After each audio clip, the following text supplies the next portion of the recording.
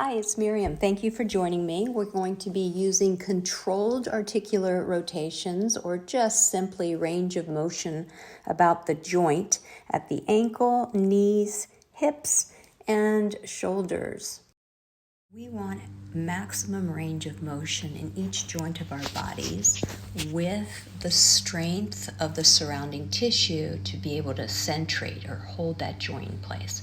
The feet, with their 26 muscles and 33 joints, are designed to twist and evert, invert.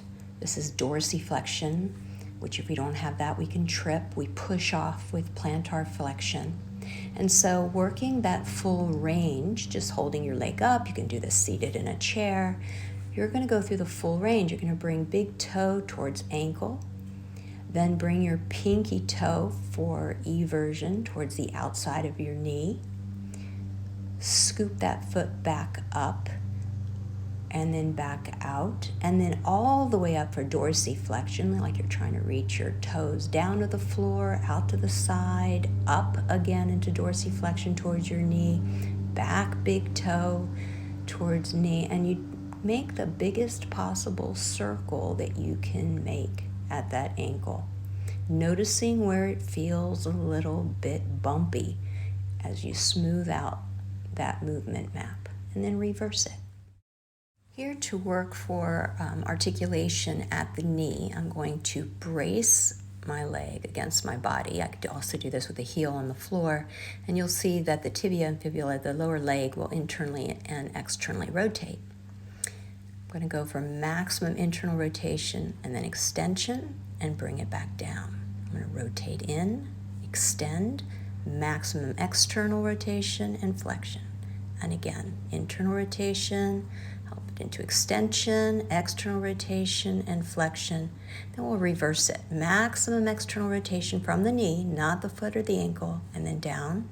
External rotation, I'm going to extend, try not to move the upper leg at all. Breathing, extend, rotating in, and flexion. Side lying with the head supported, shoulder over shoulder, hip over hip, long spine. I'm going to drive that top knee forward into hip flexion, maximum abduction without rounding the lumbar spine, and then when we can go no further, we internally rotate and extend behind without moving the pelvis. Adduct, bring it forward, and repeat. Without grinding into that hip, we want to feel maximum movement.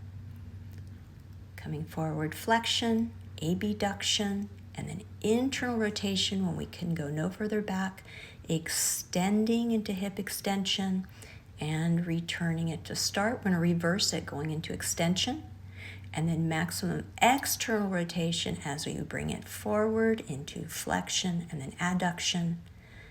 And again, going back into extension, remembering not to move the spine, keeping the abdominals nice and strong and the spine in a neutral position, allowing maximum range into that hip socket, but with control and breath.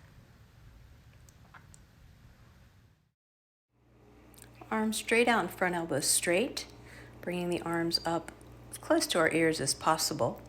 And as we continue back, allowing internal rotation, keeping the arms straight, bringing the hands down by our back pocket. As we come back up, again, keeping the arms straight, allowing external rotation as needed and bringing it back around. And then we'll repeat that again, keeping our ribs down in the front, not allowing the spine to extend instead of the shoulders.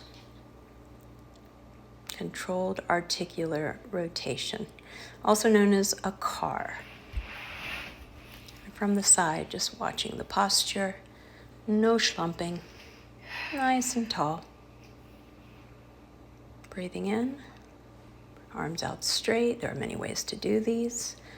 Do that with the palm up.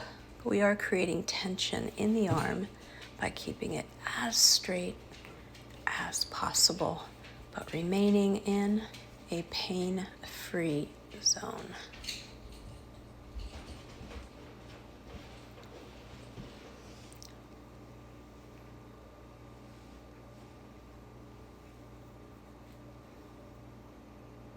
Watching that we don't jut the chin forward either. The whole movement is around the shoulder joint.